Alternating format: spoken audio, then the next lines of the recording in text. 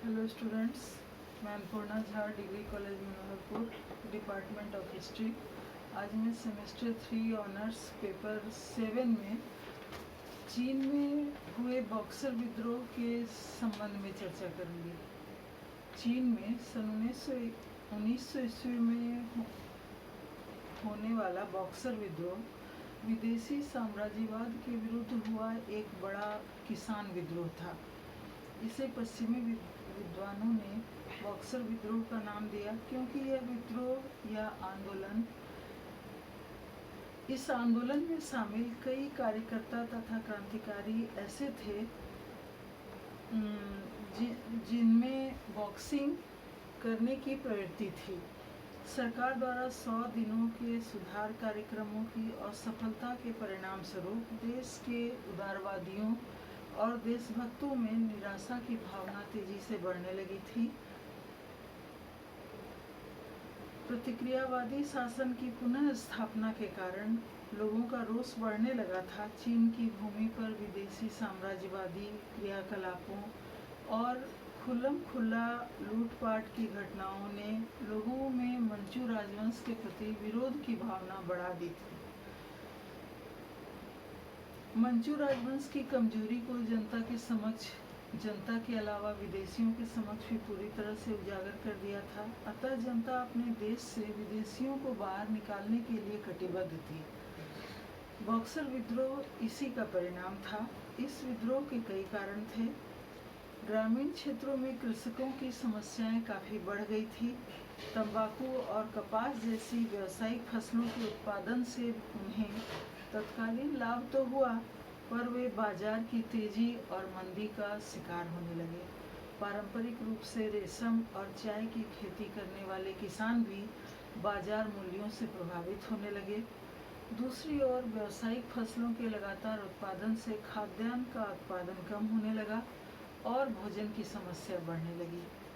चीन के शासक वर्ग ने समय की आवश्यकता के अनुरूप अपने प्रशासनिक ढांचे में बदलाव लाने का कोई प्रयास नहीं किया।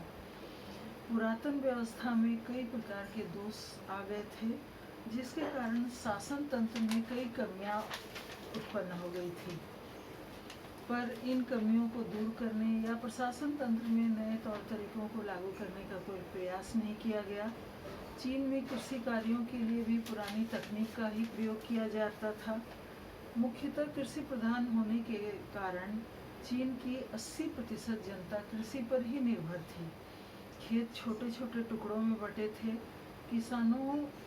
किसानों को उत्पादन के लिए अत्यधिक श्रम करना पड़ता था। देश में जनसंख्या तेजी से बढ़ रही थी, जिसके अनुपात में खाद्यान्न का उत्पादन नहीं बढ़ रहा था। इससे निम्न वर्ग के लोग अत्यधिक परेशान थे। दूसरी ओर सरकार द्वारा कृषि क्षेत्र में सुधार लाने या उत्पादन बढ़ाने के लिए कोई प्रयास नहीं किया गया। सरकार अपनी आय बढ़ाने के लिए नित्य जनता पर नए करों का बोझ बढ़ा रही थी और जनता सरकार द्वारा करों को बढ़ाए जाने से काफ़ी असंतुष्ट थी। विदेशियों के हाथों पराजय होने के कारण उन्हें चीन को क्षतिपूर्ति के रूप में एक बड़ी राशि का भुगतान करना पड़ा था, जिसके कारण राजकोष पर भार बहुत बढ़ गया था। प्रशासन ने कर की मात्रा को बढ़ाकर अपने कोष को भरने का प्रयास किया तथा अतिरिक्त करों की वसूली के लिए अधिकारियों ने जनता को परेशान करना शुरू कर दिया, जिससे जनता तत्कालीन शासन व्यवस्था की विरोधी हो गई। उस समय चीन में सार्वजनिक शिक्षा की कमी थी। संपन्न परिवार के चीनी नवयुवकों के लिए पुरानी परीक्षा प्रणाली ही आगे बढ़ने का एकमात्र रास्ता थी। इस व्यवस्था के अंतर्गत सफल होने वाले छात्रों को उच्च सरकारी पद प्राप्त हो जाते थे, उन्हें समाज में आदर प्राप्त होता था, साथ ही पर्याप्त मात्रा में आय भी मिलती थी। पर सामान्य जनता के लिए शिक्षा की उचित व्यवस्था नहीं की गई। स्त्री शिक्षा का प्रचलन भी काफ़ी कम था। उन पर कई तरह के प्रतिबंध थे और उनका जीवन माता पिता की इच्छा से ही निर्धारित होता था। 19वीं सदी में चीन में कई प्राकृतिक विपदाओं का प्रकोप हुआ, जिसके कारण किसानों का कष्ट और अधिक बढ़ गया।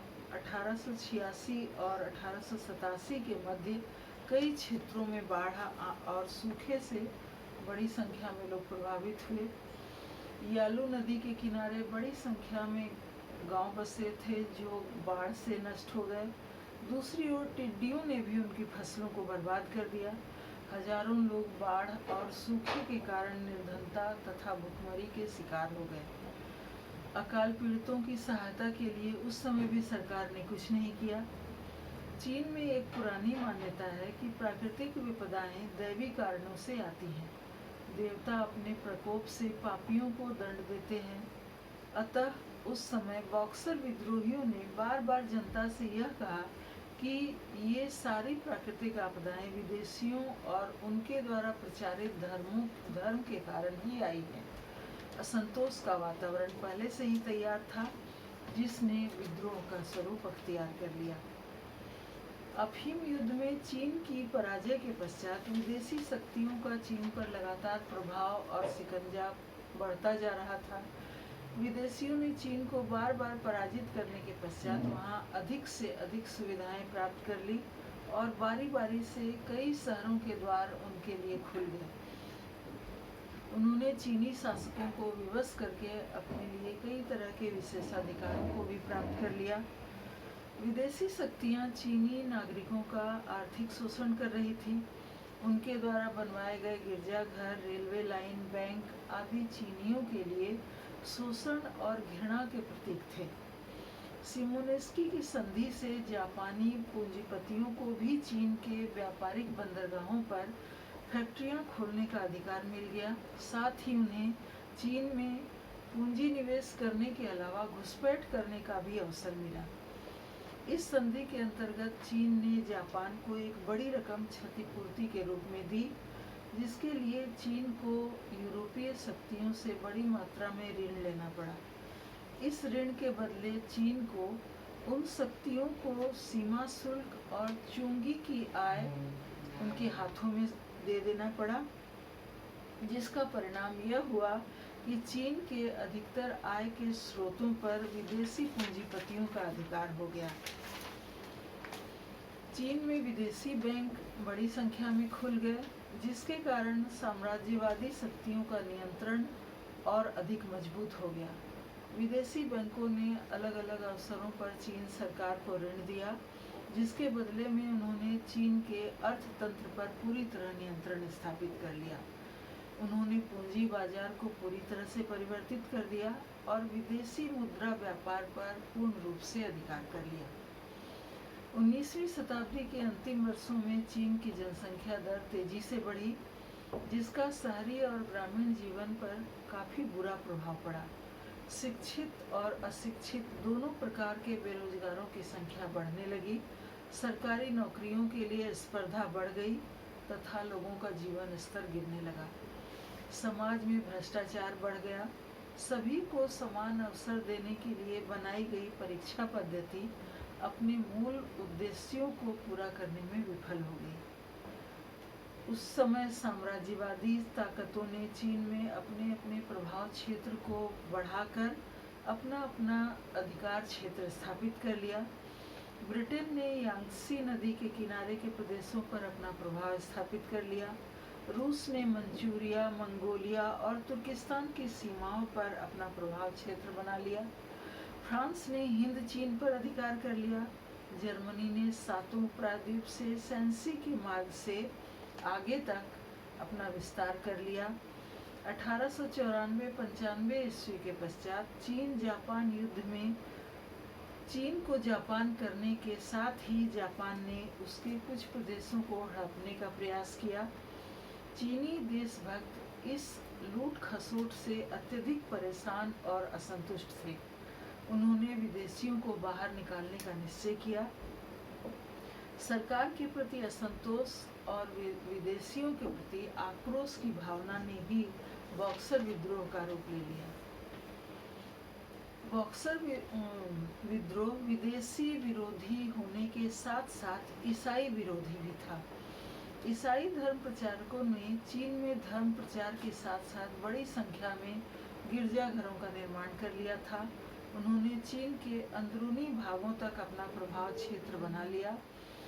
धर्म प्रचार के साथ साथ वे धन का प्रलोभन देकर लोगों का धर्मांतरण भी कराते थे।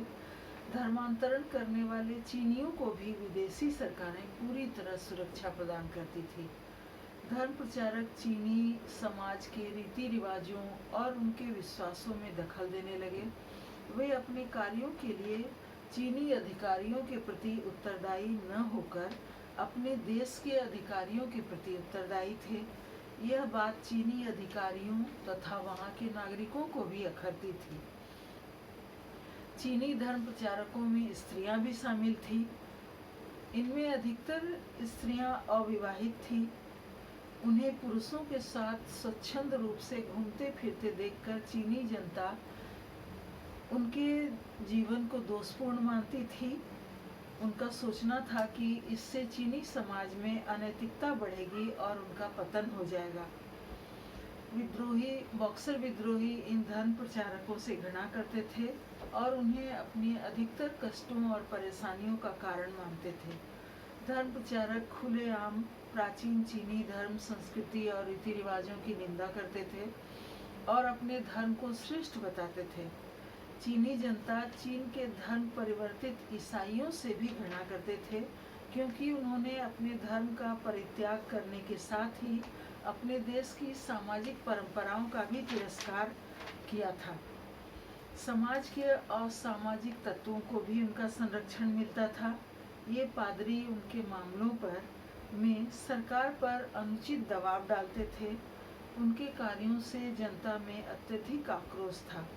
अतः बॉक्सर विद्रोहियों ने सर्वप्रथम मिशनरियों पर को ही अपना निशाना बनाया। Thank you.